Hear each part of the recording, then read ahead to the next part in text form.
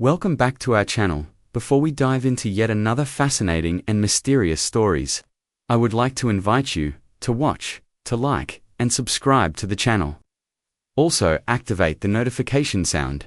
Greetings, beloved soul, traveler between worlds and multiverse. Today, we explore about the forbidden manuscript that tells you what happens to your soul for 31 days after death.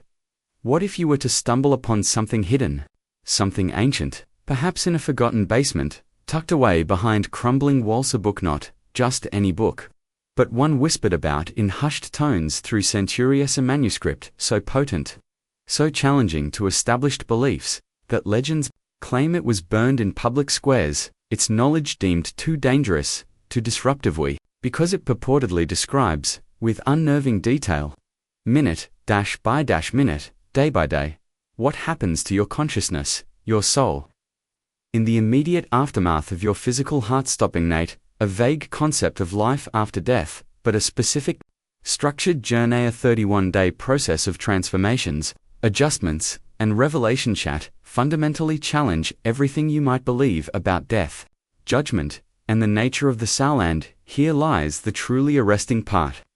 The echo that resonates across time and cultures.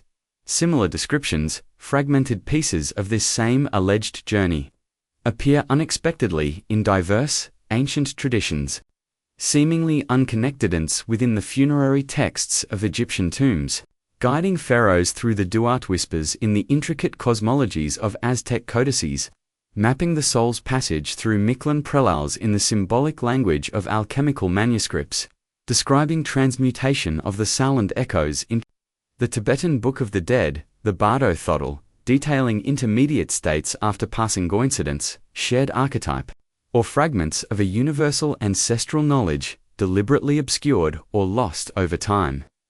Today, I am guided to share insights into why this knowledge, centered around this purported 31-day transition, may have been censored, hidden, deemed forbidden for centuries, and, more importantly, how understanding this transition, even conceptually, can profoundly change how you live your life before physical death.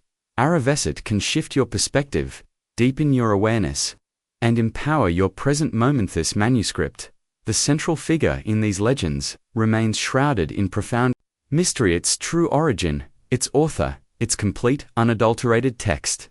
These are subjects of speculation, legend, esoteric debate. No one knows for sure who penned its original words.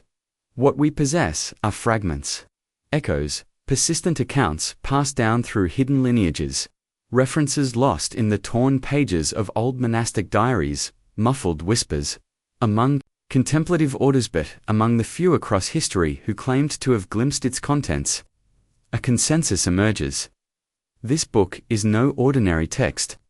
It speaks with an unnerving clarity about the soul's immediate post-mortem experiencing of the most well-known, though perhaps apocryphal, stories. Places its rediscovery in the 17th century by a group of Benedictine monks diligently restoring an ancient abbey in the mountains of southern France, a place steeped in history and silence behind a hollow wall, carefully wrapped in aged linen cloth, sealed with arcane symbols that seem to blend Greek, Hebrew, and perhaps an even older, undeciphered script. They found a set of brittle pages, inscribed with meticulous care in red and black ink. Content, as they deciphered it, filled them with both awe and trepidation. It spoke explicitly, methodically, about the 31 days immediately following physical death. Language was a strange, compelling mixture, part poetic description, part ritual instruction, part vivid, first-person accounts of out-of-body experiences and encounters in subtle real mist, described stages of detachment, awareness, review, and transition. But that is only one thread in the tapestry of its legend. Other accounts claim the book, or its core knowledge, was channeled addressed by an English medium in the 19th century during a series of deep spiritual transcestist. Medium claimed to hear voices, intelligences communicating from the threshold between worlds, dictating, step by step, the soul's experiences and challenges after shedding the physical form. Intriguingly, the descriptions recorded from these sessions recordedly matched significant portions of the text, allegedly found by the monks centuries earlier. Despite the vast separation in time, geography, and cultural context, another theory pushes the origin back even further. Into mythic prehistoriate points towards a legendary civilization, perhaps predating even Sumer or Egypt, a culture that vanished, leaving few traces except for fragments of profound wisdom preserved and passed down secretly through various esoteric orders and mystery schools. This mythical civilization, it is believed, possessed a deep understanding the cycle of life, death, and rebirth, viewing it not as an end, but as an ongoing educational process for the soul. And within their understanding, these 31 days constituted a critical, final stage of learning and integration within one life cycle, before the spirit moved onward to its next destination, or chose to return. But why the label forbidden? Why the history of suppression, burning, hiding? Was it because the book contained dark magic, dangerous invocations, or spells to harm the living? The consensus among the legends suggests no, its danger was of a different nature. It was forbidden not because it was inherently evil, but because it revealed truths that many systems of spiritual and temporal control did not want the general populace to know. Truths such as the soul's inherent freedom and continuity beyond the physical body, the existence of choice, awareness, and process after physical death, direct correlation between how we live now, our thoughts, actions, attachments, unresolved issues, and the nature of the path we will have to navigate immediately after death. Idea that consciousness persists, learns, evolves even in the post-mortem state. Knowledge empowers the individual. It diminishes fear of death, challenges doctrines of absolute, external judgment or eternal damnation based solely on earthly belief systems, and places profound responsibility on conscious living here and no. Knowledge that undermines fear-based control is often deemed dangerous by those who wield that control. So versions of the manuscript were reportedly burned in town squares, disappeared from libraries under mysterious circumstances, perhaps fires or thefts. Rumors persist, even today, that a complete, unedited copy might be guarded securely within hidden archives, perhaps even within the Vatican vaults. Deemed too potent for public release. Despite the suppression, the core ideas, the echoes of this 31-day journey, resonate uncannily through diverse spiritual traditions. As we noted, early surface in near-death experience, NDE accounts from people across the globe, individuals who have clinically died, journeyed to the other side, and returned to tell remarkably consistent tales. If this forbidden manuscript, in whatever form it existed, tapped into a universal truth, a fundamental process inherent in the soul's transition. If you stay with me, if you open your mind to possibility, we will explore, day by day, stage by stage, what this hidden knowledge suggests happens after the last physical breath is taken. Because the very next step, the beginning of this profound journey, is day one. Day one. The separation from the body. Physical death, contrary to common perception, is rarely an instantaneous lights-out event. For the soul, it is the beginning of a process, a transition that unfolds in layers, stage-like, a diver slowly ascending from the depths. The soul needs time to release itself from the density of matter, to recalibrate its awareness to a new vibrational reality. Very first day. The initial 24 hours following the cessation of physical life signs is marked by one of the most profound, delicate, and pivotal moments of the entire transition. The final separation of the consciousness, the spirit, from its physical anchor.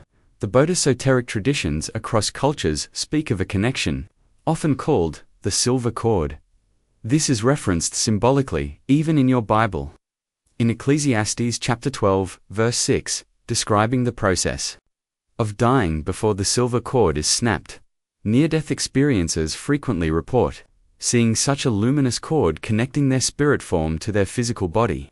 During their out-of-body sthesi, silver cord is described as the final energetic link. The tether binding spirit to flesh. It pulses with life force, vibrates with consciousness, resists the separation, and, when, finally, this cord breaks, sometimes gently, peacefully, like a thread dissolving. Other times, perhaps more abruptly. Depending on the circumstances of death and the soul's readiness, it marks the definitive moment of separation for the first time. The soul perceives itself entirely outside, independent of its physical form. This initial moment is often described in accounts, both ancient and modern, as a strange, paradoxical blend of liberation and confusion. There is frequently an immediate sense of relief, a sudden absence of physical pain, discomfort, bodily limitations, a feeling of lightness, freedom, buoyancy. As if a heavy garment has been shed, soul feels incredibly alive, perhaps more vibrant than ever before, but this liberation is often accompanied by disorientation, confusion, disbelief. Soul sees its own physical body lying motionless below or nearby it, observes the reactions of loved ones, weeping, grieving, perhaps medical personnel attempting resuscitation. It finds itself unable to interact, unable to communicate, unable to touch or be touched.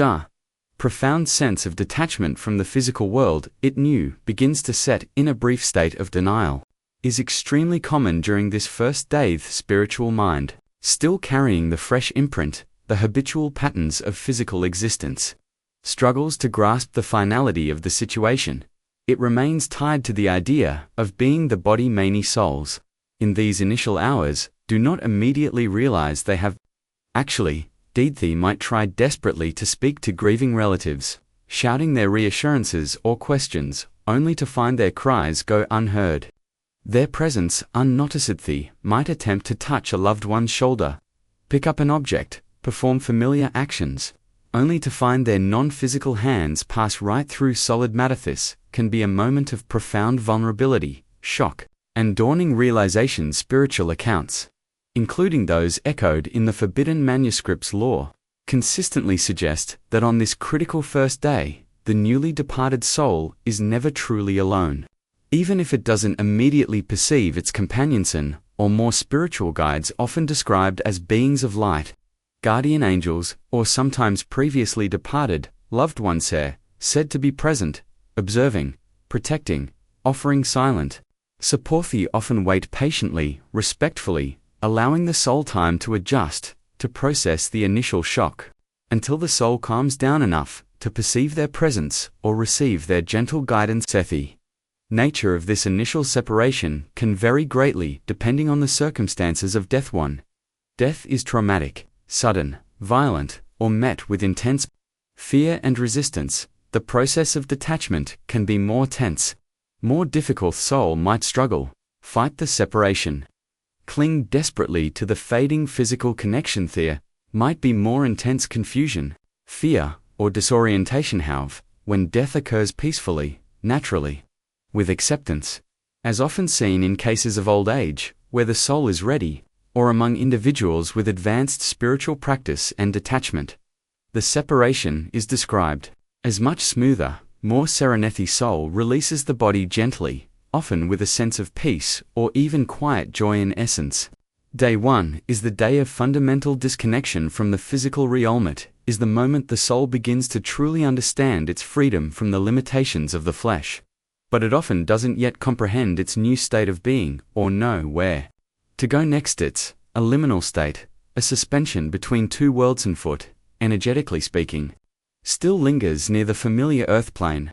The other is already touching the threshold of something vast, unseen, perhaps nameless. Here, at this critical juncture, the real journey, the 31-day transition, according to this hidden knowledge, truly begins. And why does understanding this first day matter so profoundly for you, the living? Because the way you live your life now directly prepares you for this crucial moment of separation. Deep-seated fears, especially the fear of death itself, unresolved guilt, or sham excessive attachment to the physical body, its sensations, its appearance, strong, clinging attachments to material possessions, worldly status, or even specific people. Of these dense energies, according to this wisdom, can make the process of detachment, the breaking of the silver cord, more difficult, more painful, more confusing for the soul. Conversely, a life lived with greater presence, mindful awareness, spiritual connection, a life where one cultivates detachment from the purely material, practices forgiveness, resolves inner conflicts, and comes to peace with the natural cycle of life and death. This preparation makes the transition significantly lighter, smoother. More peaceful. Living consciously now is the best preparation for dying consciously. Vendors 2 to 4. The dawning awareness of the first day is characterized by the shock and liberation of physical separation. The period encompassing, roughly, days 2 through 4, according to the Manuscript's law, is dominated by a more subtle, yet often more emotionally turbulent process. The dawning awareness, the gradual, sometimes painful, acceptance that one has truly irrevocably deed it, seems obvious from an outside perspective. But for the newly freed soul, still processing the shift, it often isn't. Habits of a lifetime, the ingrained identification with the physical self, linger powerfully during this stage. The soul still carries the fresh memory, the energetic imprint of its recent physical existence. It feels conscious, perhaps more vividly than before. It can still perceive, observe, think, remember. It might still feel emotions intensely. Love, grief, anger, confusion. But the interaction with the physical world becomes increasingly problematic, highlighting the change. People on Earth simply do not hear its attempts to speak. Animals, often sensitive to spiritual presence, may react strangely or not notice it. At our familiar, physical actions become impossible. The world that once felt solid, reliable, interactive, now seems strangely distant, ethereal, like interacting with mist or shadow sand. It is through these repeated, frustrating, undeniable experience that the reality of its new state begins to penetrate the soul's consciousness. Recognition of death isn't usually instantaneous. It often arrives in waves. First, perhaps a dawning suspicion, fueled by the inability to interact, then growing certainty. As the evidence becomes undeniable, soul, in this phase, often finds itself existing in what various traditions call the lower astral plane, or the etheric realm closest to the physical. Think of it as an energetic counterpart, an overlay of the physical world, a realm where strong emotions, residual thoughts, and attachments still vibrate intensely. A base of these lingering ties, the soul frequently remains geographically close to the environments and especially the people it knew and loved, or perhaps intensely disliked. In life, it might hover around its former home, workplace, or favorite locations. It often stays near grieving loved ones, desperately trying to comfort them, to tell them it's okay, or perhaps feeling overwhelmed by their intense sorrow, which can feel like a heavy weight. Some souls, in desperation or confusion, might follow their own funeral procession, watch their physical bodies being buried or cremated. See the finality of the earthly chapter. Those can trigger profound emotional pain, not physical, but the deep ache of loss, separation, and the finality of that particular life expression. Accents does not come easily for many. During these days, resistance is common. Some souls might try frantically to get back in the body, not understanding the connection is severed. They might scream, run energetically, plead with unseen forces. Others might enter a state of deep denial, a self-imposed numbness, refusing to accept the reality, perhaps creating mental loops or illusions. To avoid facing the truth, soul may find itself reliving the last moments, hours, or days of its physical life, over and over again, as if the mind is caught in a loop, desperately searching for a different outcome, a mistake that could be undone.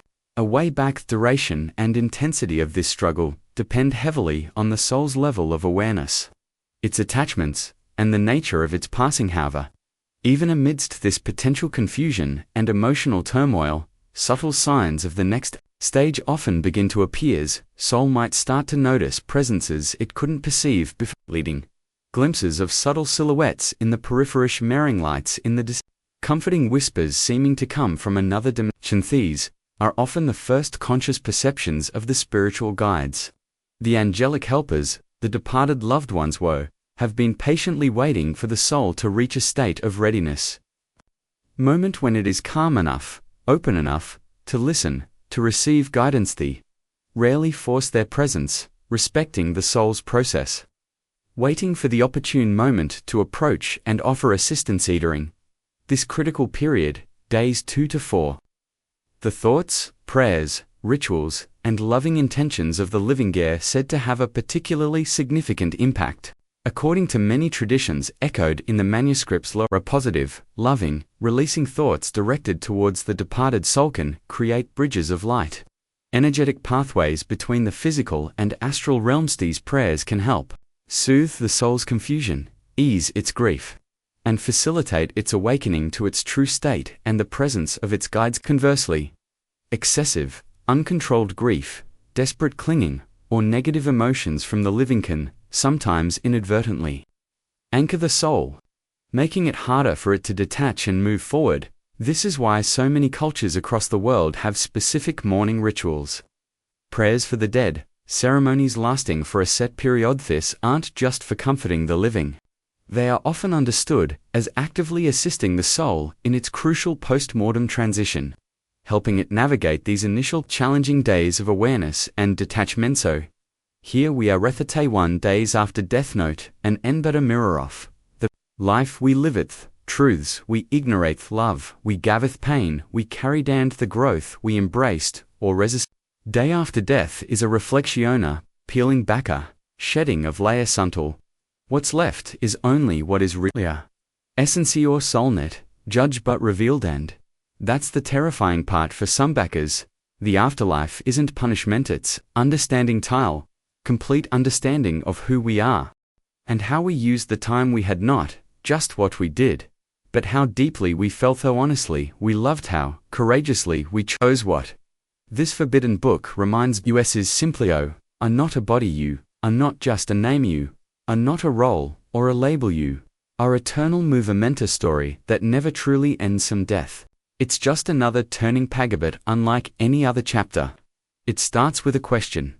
Are you ready to meet yourself without illusions?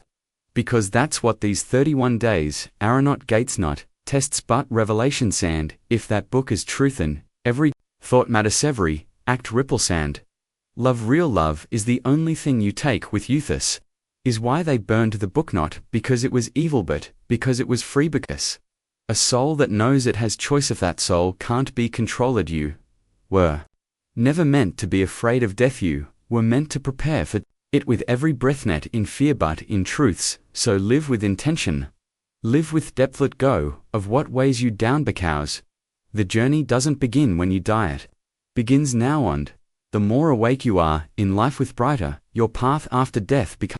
Isn't the end, it's the beginning. So I'll ask you again, what would you do if you found that book? And better yet, what will you do now that you know what it says?